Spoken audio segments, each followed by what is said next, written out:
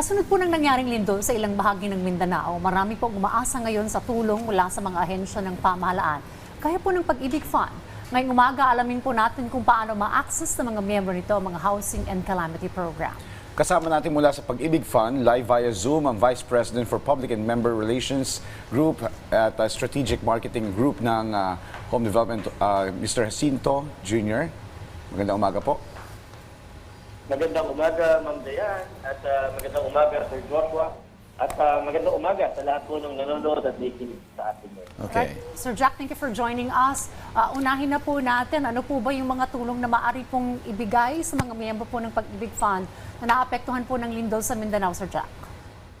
Opo, at nadinig ko natin yung ating mahal na Pangulong Marcos immediately after po no maganap yung lindol sa Mindanao. No? Kaya po kami sa Pag-ibig Fund ay agad po nating in-implement yung pong at pinapaalam sa ating mga kababayan yung mga benepisyo at karapatan nila na maaaring makatulong sa kanila upang makarecover. Una na ho dyan, Ma'am Dayan at Sir Joshua, yung pong ating housing loan insurance.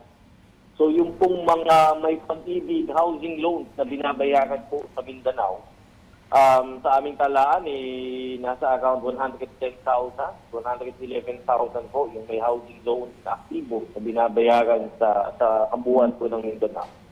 Okay. Ay mayroon pong housing loan insurance. Ibig sabihin kung yung pong kanilang bahay na binabayaran sa Pag-ibig Fund ay napinsala ng naganap na lindol, yung pong damage na yun ay maaari po nilang maipagawa sa tulong po ng insurance na kaakibat ng kanilang Pag-ibig housing loan. At dahil nga po lindol ito, no, posibleng, ngunit huwag naman ho sana, kung sakali pong sila po ay na-injure o nasaktan habang nasa loob ng bahay, habang lumilindol dahil sa pagkasira ng kanilang bahay habang lumilindol, mayroon din po silang benepisyo kaakibat ng nasabing insurance protection sa ilalim po ng Pag-ibig housing. Okay. Sir Jack, pakipaliwanag po, paano po magiging sistema nitong insurance coverage ng mga property po sa ganitong sitwasyon? Kailangan po bang i-apply, paano po yung mga totally damaged, tsaka yung mga partially damaged, paano po yung magiging assessment? So Joseph, sakop po natin yan pareho. Yung pong mga partially or totally damaged properties na nabili at binabayaran kasalukuyan sa tulong ng Pag-ibig housing loan. Protektado po yan. Covered po yan ng insurance coverage ng kanilang Pag-ibig housing loan. Dalawa po kasi yan. Yung pong ating insurances na binabanggit, ang isa diyan ay yung pong mortgage or sales residential insurance. Ito po'y nagpoprotekta kung sakali itong pumanaw yung housing loan borrower, yung pong nagbabayad ng kanyang housing loan, yung pong mismong borrower. At mayroon din po tayong fire and allied perils insurance kung sakaling ma-damage yung kanyang property na binabayaran sa Pag-ibig. Ayan naman po ang nagko-cover. Lalo na po ngayon, particular po ngayon, kung ito po ay na-damage nung nasabing lindol. Okay. Well, sir, halimbawa totally damaged po yung property. Gaano po kalaki ang pwedeng makuha mula po sa insurance ng Pag-ibig Fund?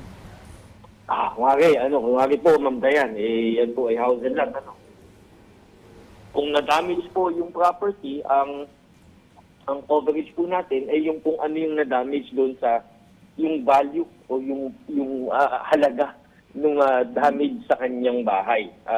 So yung value ng bahay, kasi yung binili niya na house and lot, ang value niyan ay yung kabahayan at yung lupa. No? So yung lupa, hindi naman yan na maapektuhan. Ngunit yung damage sa kanyang property, yun ang i-assess natin. At base sa ating assessment, kung magkaning damage, yun ang kanyang magiging insurance claim. Okay. Sir Jack, linawin na natin, no? Paano po magiging proseso nun? Sila po yung magsasubmit ng mga requirement. Halimbawa po, sa usapin naman ng partially damaged, sila po yung magsasubmit ng mga dokumento, like mga ebidensya, o may tao po ang Pag-ibig na mag-a-assess dun sa damaged property? Ang pagsasubmit ay galing sa ating housing loan borrower Ngunit Sir Joshua, kami po ngayon ay nakikipag-ugnayan sa ating mga partner developers at ini-inform mo natin yung ating mga housing loan borrowers sa kanilang benepisyong ito. Para ho mas mapadali yung kanilang pag-apply at guided ho sila kung ano yung kailangan. Sir Jack, may deadline po ba yung pag-apply po ng claim o assistance? Pagdating naman sa ating calamity assistance, no, yung ating housing loan insurance, maaari po nilang i-applyan agad-agad. In fact po, nasa website po namin yung application form, yung report of loss, ang tawag po dyan, pakihanap po. At yung pong insurance application form, matatagpuan yan sa aking website, www.pag-ibigfund.gov.ph. Ulitin ko po, www.pag-ibigfund.gov.ph.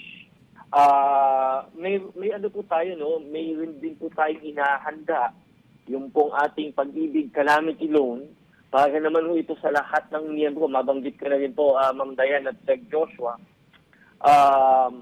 para po sa ating mga miyembro naman na kailangan ng cash assistance, no?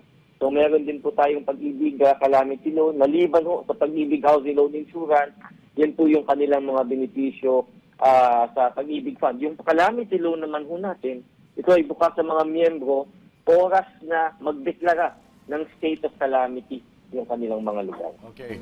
Hingi na rin po kami ng updates, Sir Jack, sa na-reschedule pong Mindanao leg ng Pag-ibig Housing Fair 2026. Sapagkat ang kapakanan ng ating mga miyembro, ng ating mga partners, no, ang pinakamahalaga sa panahong ito ay ating pong ipinagtakpan muna yung magaganap na housing fair noong June 9 and 10. Ngayon yun dalawang araw yun June 9 and 10.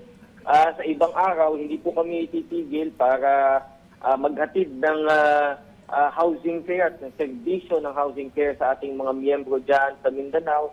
Oras po na mag-settle at makarecover po yung ating mga miyembro dyan. Naiintindihan natin na sa ngayon, ang tutok po natin ay makarecover sila mula sa lindol. At nariyan po ang Pag-ibig Fund. Nandito po kami para tumulong sa kanila sa pag-recover, sa tulong po ng mga nabanggit po nating benepisyong agad na available po sa kanila. Yung pong Pag-ibig Housing Loan Insurance para sa ating housing loan borrowers at yung ating Pag-ibig Calamity Loan para sa mga members po natin na naninirahan o nagtatrabaho sa mga lugar na idiniklara under state of calamity. Well, maraming salamat po sa mga impormasyong inyong binahagi sa amin ngayong umaga, Pag-ibig Fund. Mula po sa Pag-ibig Fund, Sir Jack Jacinto Jr. Salamat po, Sir Jack.